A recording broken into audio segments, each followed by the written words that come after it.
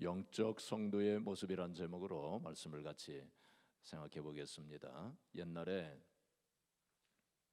어떤 사람이 있었는데 이 사람은 산꼭대기에서 혼자 사는 사람이었습니다.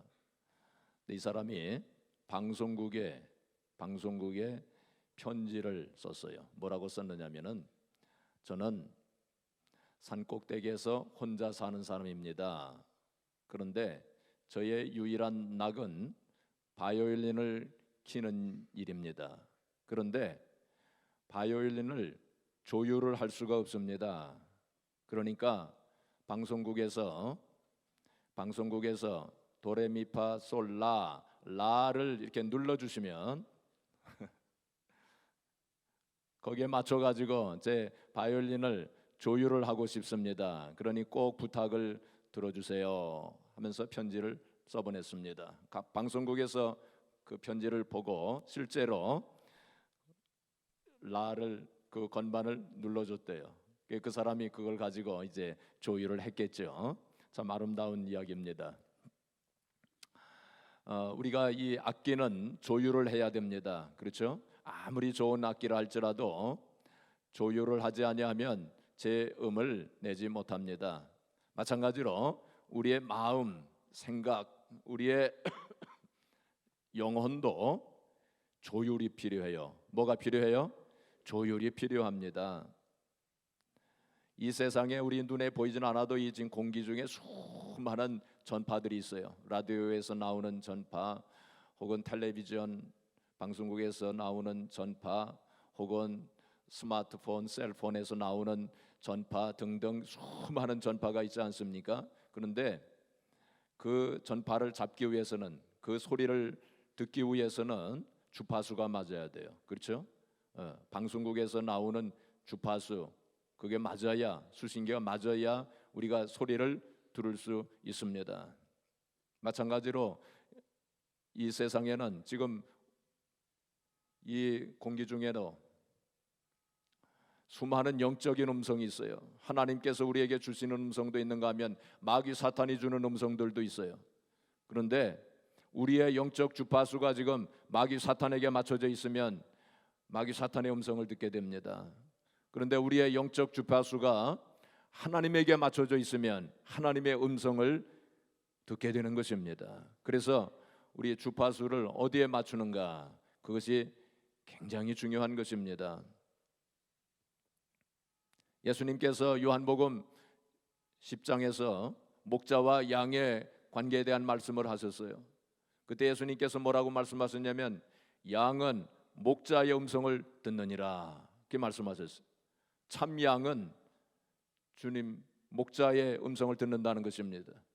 마찬가지로 참 성도는 우리가 주님의 음성을 듣는 사람이 참 성도가 되는 줄로 믿습니다. 그래서 우리가 주님께 영적 주파수를 맞춰야 돼요. 우리가 영적 주파수를 주님께 맞춘다고 하는 것은 바로 주님을 닮는 것을 말합니다. 또 주님의 관심이 나의 관심이 되는 것을 말합니다. 주의 심정이 나의 심정이 되는 것을 말합니다. 주님의 눈물이 나의 눈물이 되는 것을 말합니다. 예배라고 하는 게 무엇입니까? 예배는 바로 우리의 주파수를 주님께 맞추는 시간이 바로 예배입니다.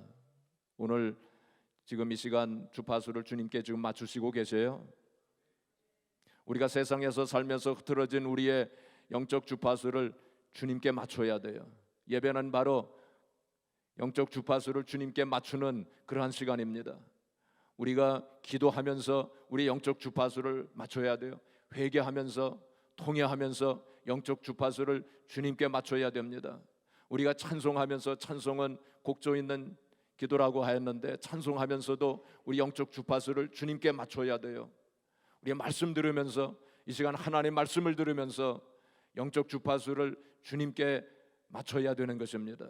그래서 주님의 심정이 이해가 되고 주님의 사랑이 깨달아지고 주님의 눈이 어디에 있는가, 바로 주님의 눈이 머무신 그곳에 바로 우리의 눈이 머물고, 늘 주님의 관심이 어디에 계시는가, 바로 거기에 우리의 관심도 거기에 있어야 합니다. 그것이 바로 주님과 영적 주파수가 맞는 거예요.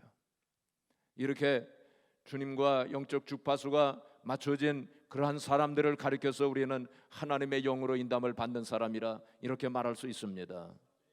로마서 8장 14절에 하나님의 영으로 인담을 받는 자들은 곧 하나님의 아들이라. 금년도 교회 표어죠. 그래서 요즘에 제가 하나님의 영으로 인담을 받는 자에 대한 그러한 말씀을 많이 증거한 것 같습니다. 오늘 본문 말씀도 그와 관련된 말씀이에요. 오늘 본문 말씀은 영적 성도, 하나님의 영으로 인담을 받는 성도의 세 가지 모습에 대해서 같이 생각해 보려고 하는 것입니다. 첫째로, 영적 성도는 어떤 모습을 가지고 사는 성도인가? 영적 성도, 하나님의 영으로 인담을 받는 하나님의 백성들은 진리를 단순하게 증거하는 사람들입니다. 진리를 어떻게 증거해요?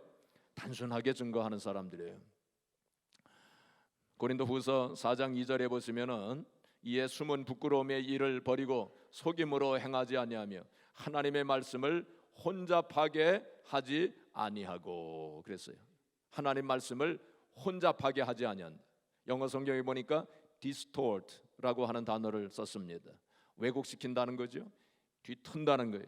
하나님 말씀을 그렇게 하지 아니하고 있는 그대로 증거해야 된다는 거예요. 섞이지 아니하고 혼잡하게 하지 아니하고 하나님 말씀을 그대로 전해야 한다는 것입니다. 하나님 말씀을 전하는 사람이 거기다가 자기의 의견이나 자기의 생각을 집어넣게 되면 그건 혼잡하게 되는 거예요. 이게 하나님의 말씀은 그대로 있는 그대로 증거하는 것이 그 능력의 말씀이 되고 생명의 말씀이 되어지는 줄로 믿습니다.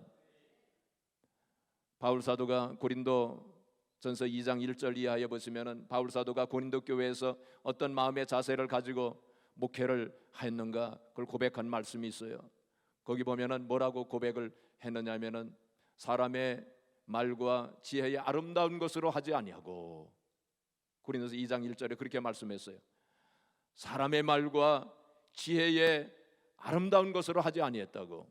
바울 사도가 얼마든지 사람의 말과 그리고 세상의 지혜의 아름다운 것으로 얼마든지 포장해 가지고 그럴듯하게 그리고 아름답게 그렇게 말씀을 전할 수 있었겠지만은 그렇게 하지 아니했다는 것입니다. 그래서 그는 오직 성령의 나타나심과 능력으로 그렇게 했고, 그래서 너희의 믿음이 사람의 지혜에 있지 아니하고 오직 믿음에 하나님의 능력에 있게 하기 위해서 자기가 그렇게 했노라고 그렇게 고백했습니다. 그냥 하나님의 말씀을 단순하게 전하면 깊이가 없다, 사람들이 그렇게 말할지 모릅니다.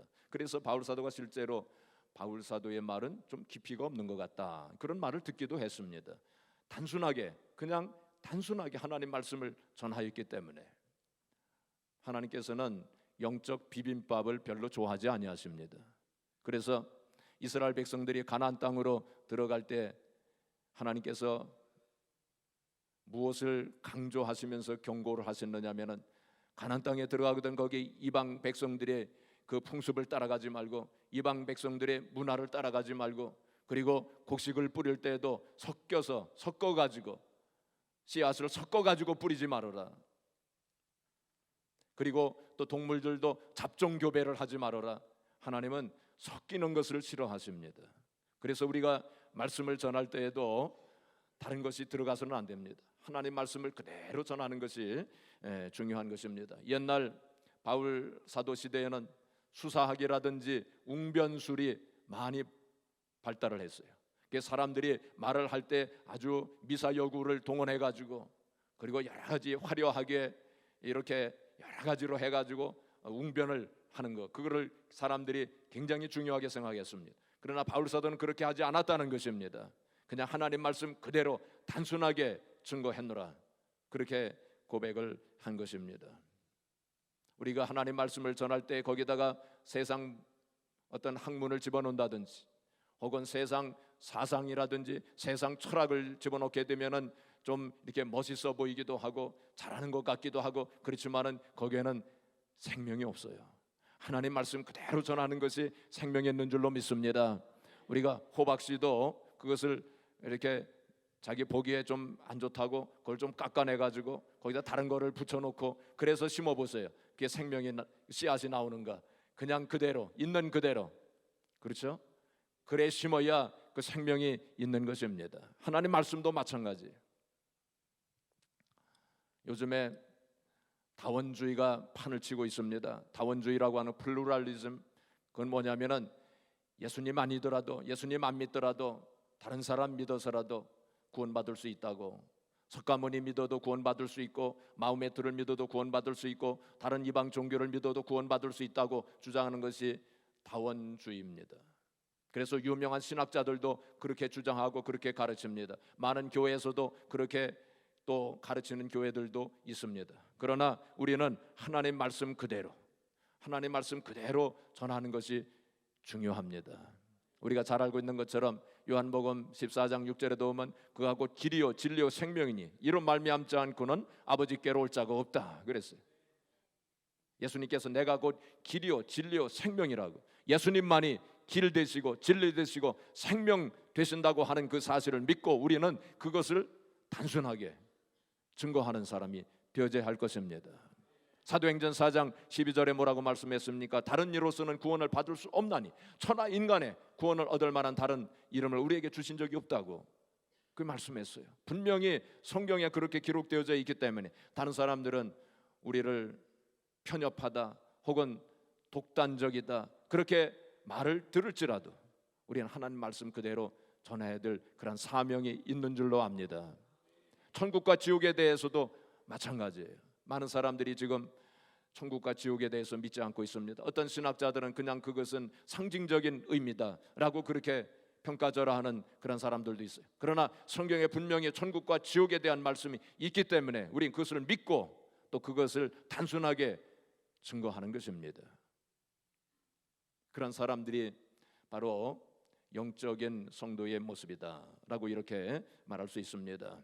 다원주의를 설교하고 그리고 천국과 지옥이 없다고 설교하는 교회에 성령의 역사는 분명히 나타나지 아니할 것입니다. 윤리면에서도 요즘 윤리는 상황윤리를 주장합니다. 상황윤리. 그러니까 상황에 따라서 윤리의 기준이 달라지는 것, 그것을 상황윤리라고 말합니다.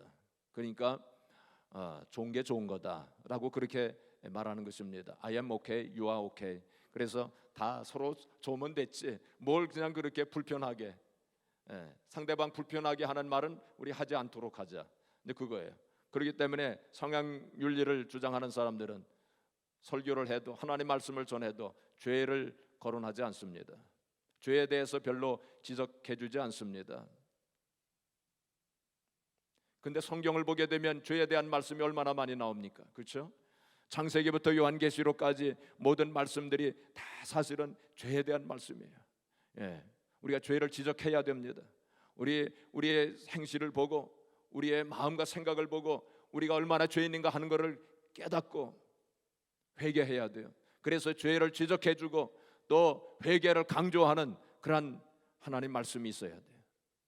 근데 많은 사람들이 지금 그렇게 하지 않는 것을 보게 됩니다. 요즘 젊은이들이 동성연애에 관해서도 47%가 그것을 용납하고 찬성한답니다. 이 미국에서 언젠가는 이제 동성연애를 반대하면 법에 걸리게 아마 될 것입니다. 그래도 우리는 하나님 말씀대로 진리를 그대로 단순하게 증거해야 됩니다. 사람들이 우리를 무식하다고 해도 혹은 너무 단순하다고 해도 하나님 말씀을 단순하게 증거해야 돼요. 그러나 우리가 분명히 알아야 되는 것은 사랑으로 해야 됩니다. 우리가 잘못하게 되면은 그것이 정죄하는 것이 되고 비판하고 판단하는 것이 됩니다. 그렇게 되면은 상처를 주게 되고 파괴적인 결과를 가져오게 될 것입니다. 그래서 우리는 사랑의 마음을 가지고 해야 됩니다. 사랑의 마음을 가지고 그 사람을 붙잡고 같이 울 수 있는 그러한 마음을 가지고 우리가 말씀을 전할 때 그것이 진정한 권면이 될 수 있고 그것이 진정한 분별이 될 수 있는 것입니다. 영적 성도는 바로 하나님의 말씀, 복음, 진리를 그리고 그런 분명한 진리를 분명하게 증거하는 그러한 성도가 되어져야 할 것입니다. 바로 거기에 생명이 있기 때문입니다. 둘째로 영적 성도는 매일 부활합니다. 매일 뭐해요? 부활합니다. 매일 부활합니다. 부활한다고 하는 것은 죽음을 전제로 하는 말입니다. 영적 성도들도 죽는 경험을 합니다. 많이 죽는 경험을 합니다. 그렇죠? 죽음을 우리가 많이 경험하면서 삽니다. 이 세상 얼마나 힘듭니까? 여러 가지 어려운 일도 많고 힘든 일도 많고 고통스러운 일들이 얼마나 많습니까? 슬픔과 눈물이 얼마나 많습니까? 그래서 우리는 어떤 경우에는 정말 살 수 없을 정도, 살 수 없을 것 같은 그러한 상황 속에 우리가 들어갈 때가 있어요. 우리가 바로 죽음을 경험하는 것입니다. 오늘 본문 말씀 8절 9절에 보시면은 사방으로 우겨싸움을 당한다고 그랬어요. 어떨 때는 우리가 사방으로 우겨싸움을 당하는 것처럼 어떻게 해야 될지 정말로 절망적인 상황 속으로 우리가 들어갈 때가 있어요. 또 어떤 때는 오늘 본문에 있는 말씀처럼 답답한 일을 당할 때가 있어요. 또 어떤 때는 우리가 핍박과 박해를 받을 때가 있어요. 또 어떤 때는 거꾸로 뜨림을 당할 때가 있어요. 그래서 우리는 죽음을 경험합니다. 우리 이 세상 살아가면서 그러한 죽음을 많이 경험하면서 우리가 살아갑니다. 그리고 또한 우리는 복음 때문에, 우리에게 주어진 이 사명 때문에 어떤 때는 죽음을 경험하면서 그렇게 삽니다. 예수님의 그 복음을 우리는 전해야 되고, 또 우리에게 그러한 귀한 사명이 있기 때문에 우리가 참으로 힘들고 어렵지만은 그래도 이 사명과 직분을 위해서 어떤 때는 죽음을 각오하고 또 죽음을 경험하면서 그렇게 살지 않습니까? 오늘 여기 11절 말씀 보시면 바울 사도가 고백하기를 우리 살아있는 자가 항상 예수를 위하여 죽음에 넘겨짐은, 바울 사도는 그 사명과 직분을 감당하기 위해서 어떤 때는 참 죽음에 넘겨지는 것 같은 그런 경험을 많이 했다는 것입니다. 예수의 생명이 또한 우리 죽을 육체에 나타나게 하려 함이라. 혹은 어떤 때는 우리가 나 자신을 바라보면서 나 자신에 대해서 실망하고 좌절하고 절망합니다. 내가 이것밖에 안 되는가? 내가 겨우 이것밖에 안 되는가? 나 자신을 바라보면서 실망하고 좌절하고 절망합니다. 그것은 영적 죽음을 의미합니다. 내가 이 세상에 살아가면서 그러한 영적 죽음을 경험할 때가 참 많습니다. 바울 사도 같으신 분도 로마서 7장 24절에 뭐라고 고백했습니까? 오호라 나는 곤고한 자로다. 이 사망의 몸에서 누가 나를 건져내랴. 바울 사도 같으신 분들도 자기 자신을 바라보면서 좌절하고 절망한 때가 있었는데 하물며 우리들은 어떠하겠습니까? 바로 우리는 그래서 그러한 영적 죽음을 많이 경험하면서 삽니다. 그러나 사랑하는 성도 여러분, 우리 하나님의 백성들은, 영적 성도는 영원히 죽지는 않습니다. 왜냐하면 부활합니다. 우리는 부활해요. 오뚜기처럼 우리는 부활합니다. 오늘 8절 9절에 있는 말씀처럼 사방으로 우겨싸움을 당하여도 쌓이지 아니한다고 했습니다. 사방으로 우겨싸움을 당하여도 쌓이지 아니하고 우리는 부활하는 것입니다. 답답한 일을 당하여도 낙심하지 아니하고 우리는 부활하는 것입니다. 핍박을 받고 박해를 받아도 우리는 버림을 받지 아니하고 우리는 부활하는 것입니다. 거꾸로 뜨림을 당하여도 우리는 망하지 아니하고 부활하는 것입니다. 왜 그럴까요? 왜 그렇게 우리는 부활할까요?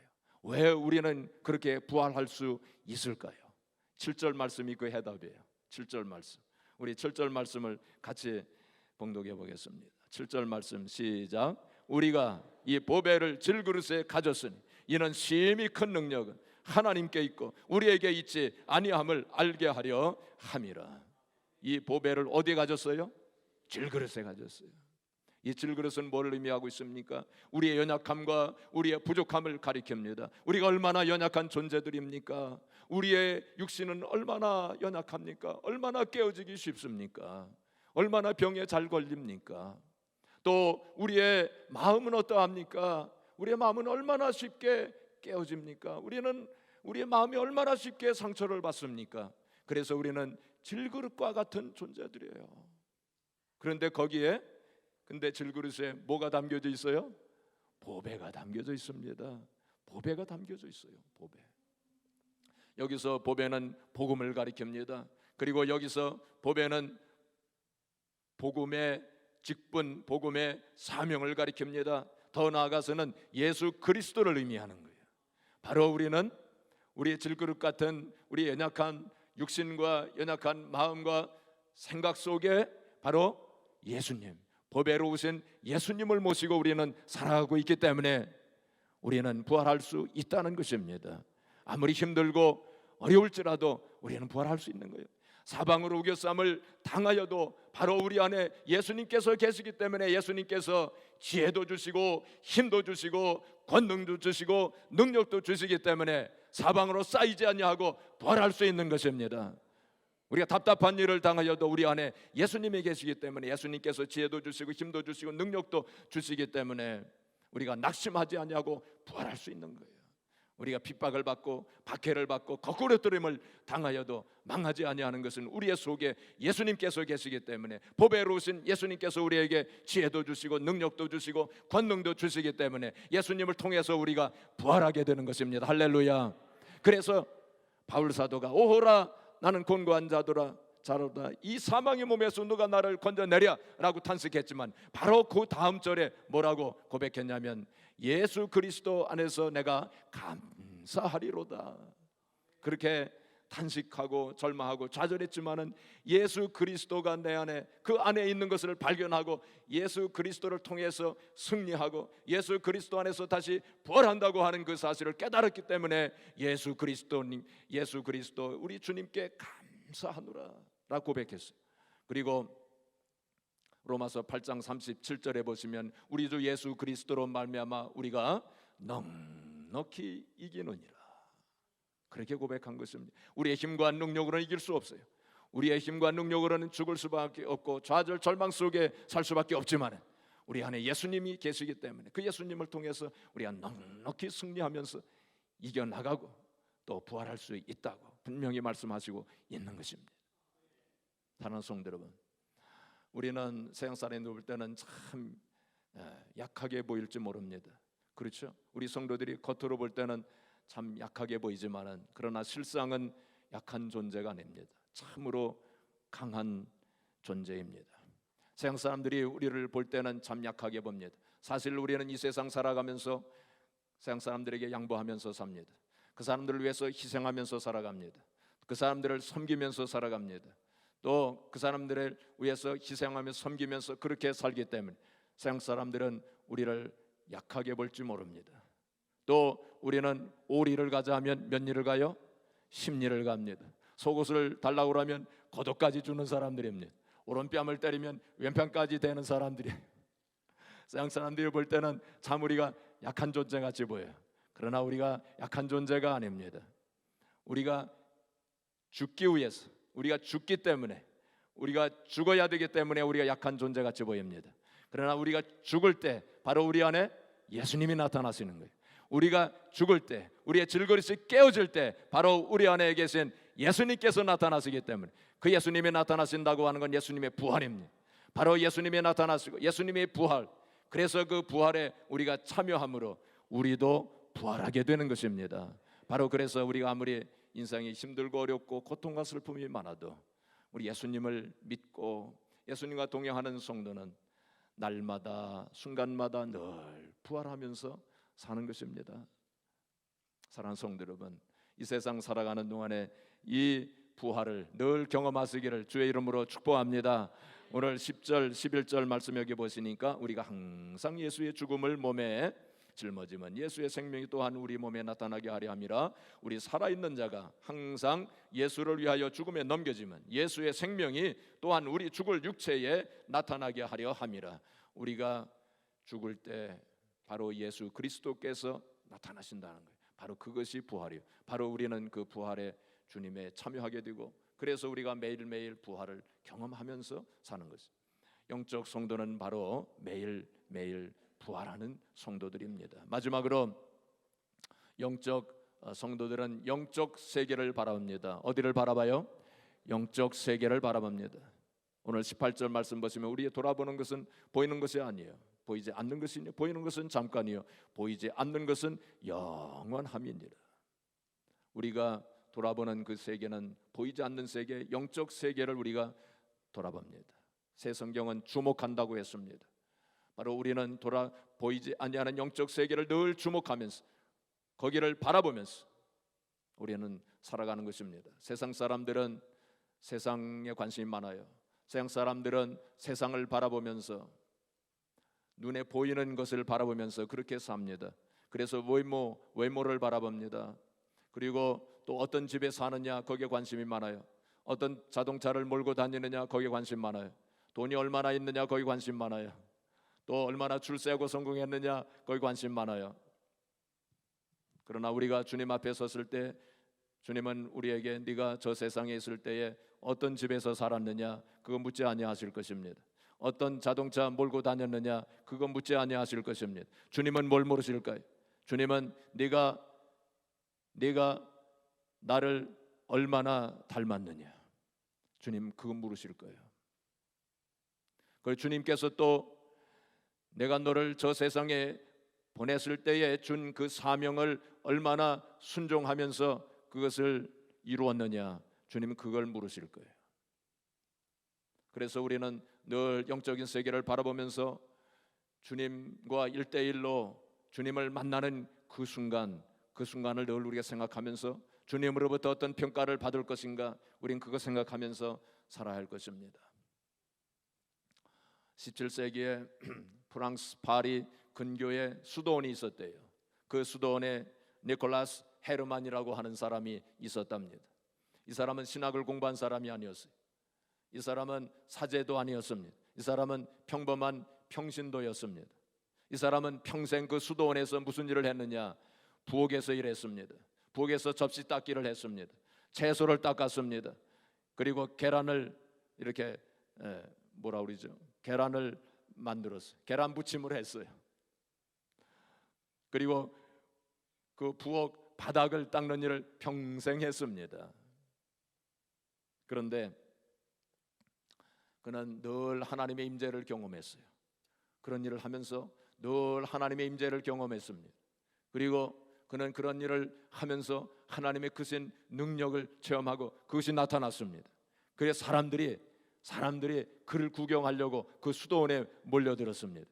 그 사람들이 수도원 원장을 보러 온 것이 아닙니다.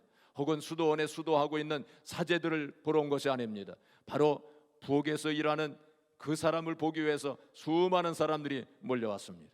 그리고 그 방문객 중에 한 사람이 묻기를, 형제는 평생 그 부엌에서 음식을 만들고 접시 닦기를 하고 부엌 바닥을 쓸면서 불평하는 그런 마음이 생겨난 적이 없습니까?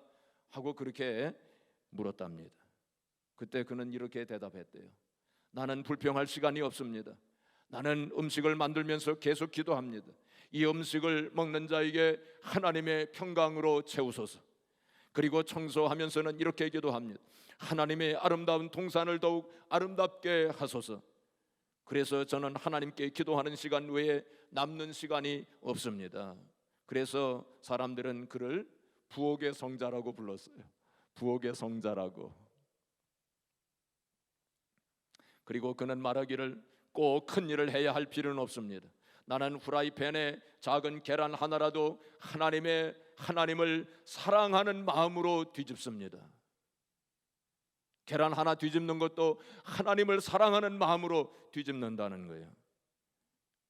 그 일도 끝나고 더 할 일이 없으면 나는 바닥에 엎드려 하나님을 경배한다라고 말했습니다. 여러분, 하나님 일을 하는 데 있어서 사소한 일이라는 건 없습니다. 하나님의 일을 하는 데 있어서 작은 일이라는 것은 없습니다. 이렇게 강대상에 서가지고 설교하는 건 큰 일이고 부엌에서 일하는 것은 작은 일 아닙니다. 오히려 저는 부엌에서 일하신 그 일이 더 큰 일이라고 생각합니다. 큰 일이 될 수 있습니다. 전도하고 어디 이방에 나가서 선교하는 일만 큰 일입니까? 아닙니다. 교회에 청소하는 일이 더 큰 일이 될 수도 있어요. 우리가 무슨 일을 하든지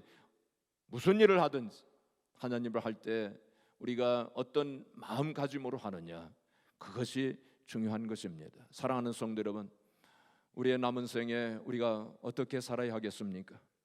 우리의 남은 생의 순간순간 참으로 하나님의 영으로 인담을 받는 성도의 삶을 사시기를 바랍니다.